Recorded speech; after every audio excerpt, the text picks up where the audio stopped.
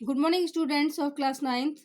Today I am going to teach you English literature, fifth poem, A Legend of the Northland. Okay, this poem has been composed by Phoebe Carey. Okay, यानी poetess of this poem is Phoebe Carey. Okay, about the poet. Phoebe Carey was an American poet. She was born on 4th September 1824 in Mount Healthy, Ohio. She was the youngest sister of Alice Carey, who was coincidentally also a poet. The sisters co-published poem in 1849 and later separately. Both the sisters died in 1871. After their death, joined anthologies of the sisters' unpublished poems were complete. Poems of faith, poems and paradise, hope and love, etc. are some of Phoebe Carey's works. Okay, Phoebe Carey died on 31st July 1871. About the poem, A Legend of the Northland is a ballad. A ballad is a poem with short stanzas which tells a popular story.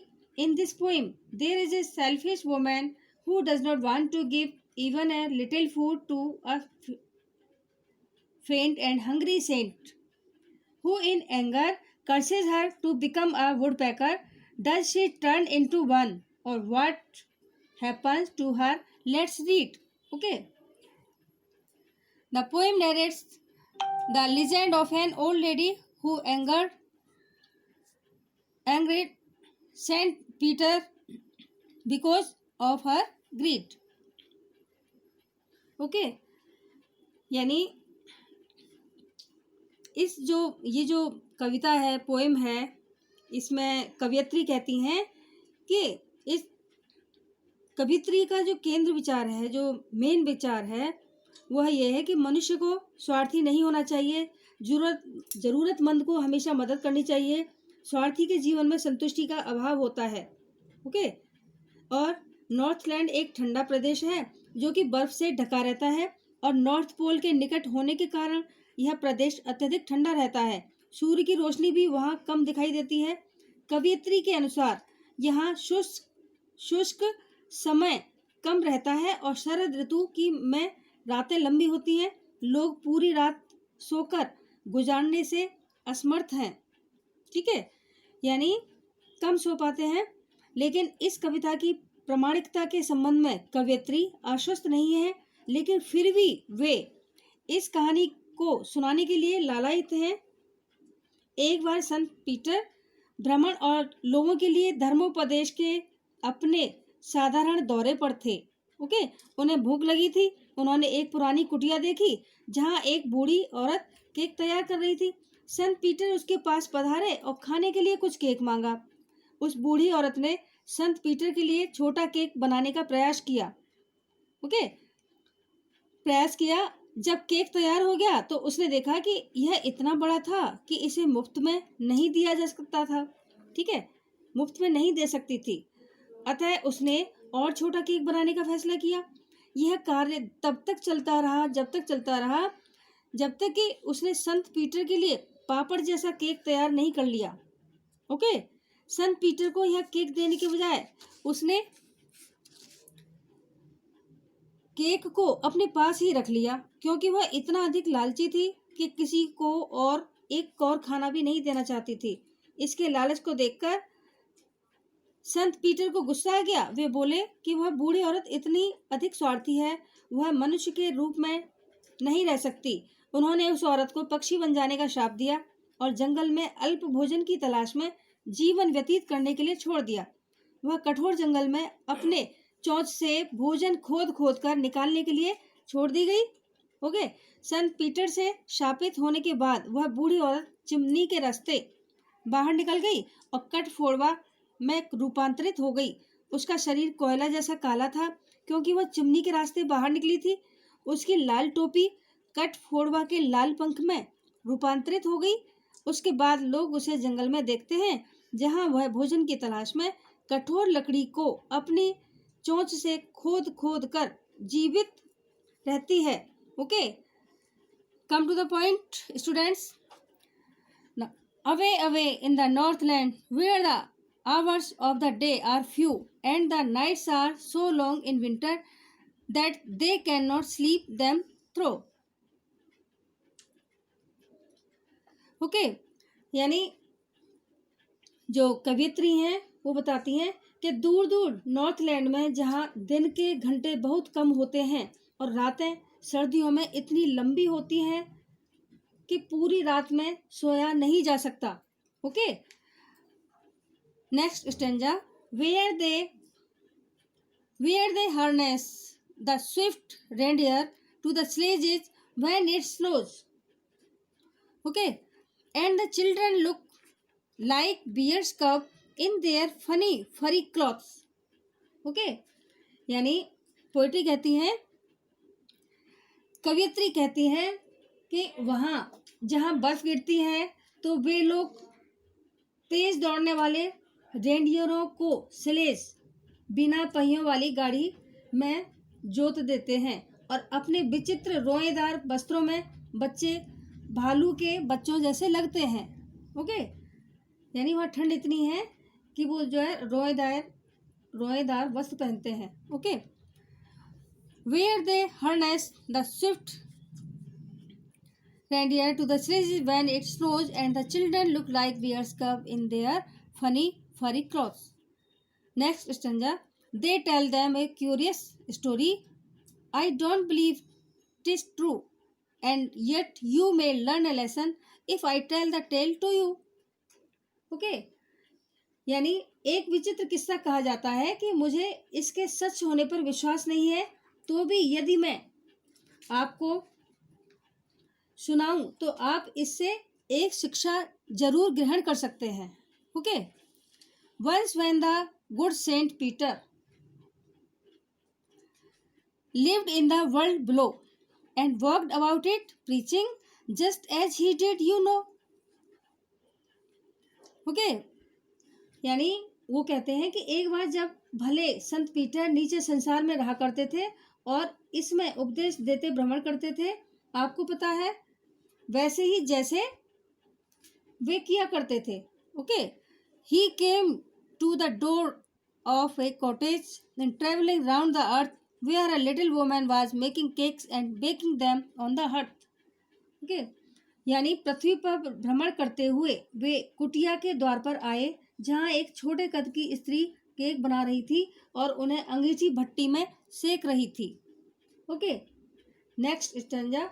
And being faint with fasting for the day was almost done, he asked her from her stores of cakes to give him a single one.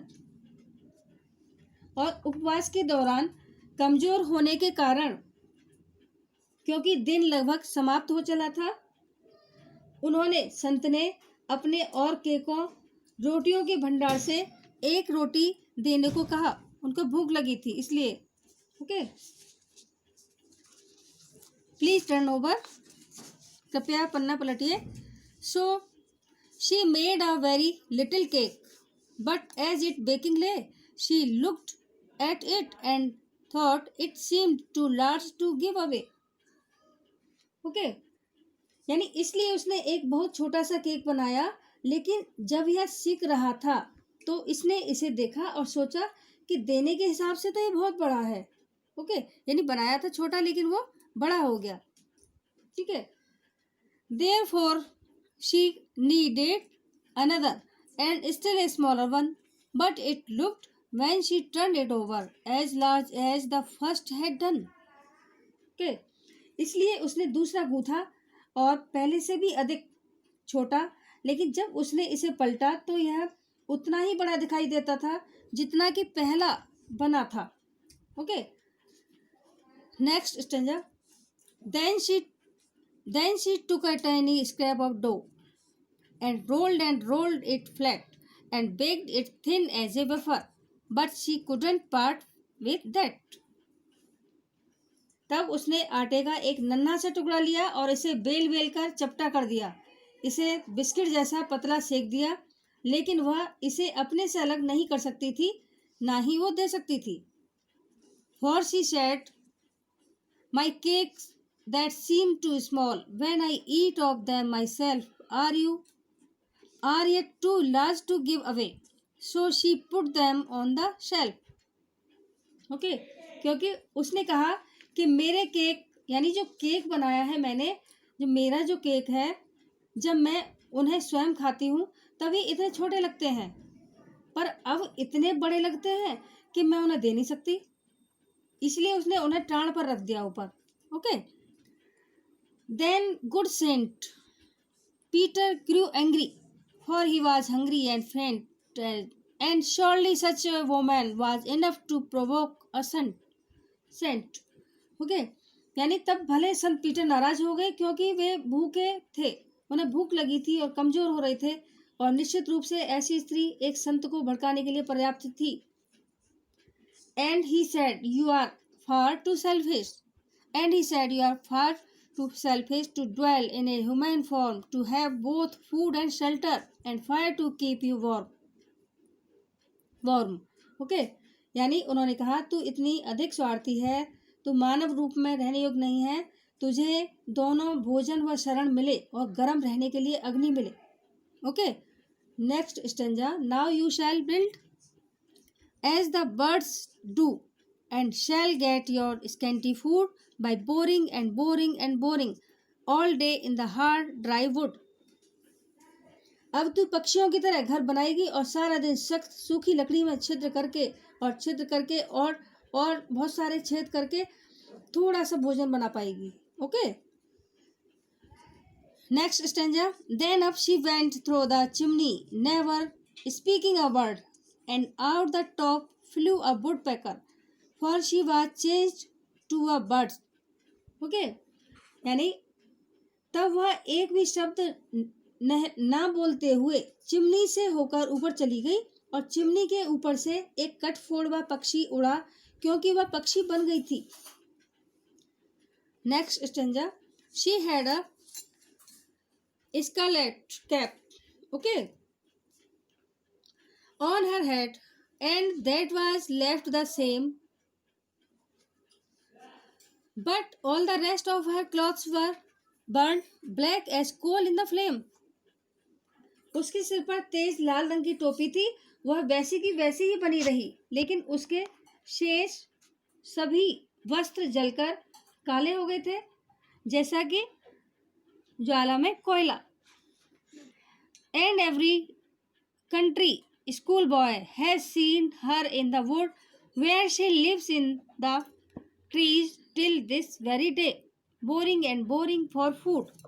Okay, यानी और गांव के school के हर बालक ने उस जंगल में देखा है जहां वह आज तक भोजन के लिए यानी छिद्र करते हुए पेड़ों में रहती है, यानी कटफोड़वा के लिए बोला गया है. ओके स्टूडेंट्स, तो आपको इस कहानी से सीख लेनी चाहिए, आपको स्वार्थी नहीं होना चाहिए. Okay students, is that clear? Thank you students, that's it for today. I hope you enjoyed my class. Similarly you have to do all the questions and exercise. All the best.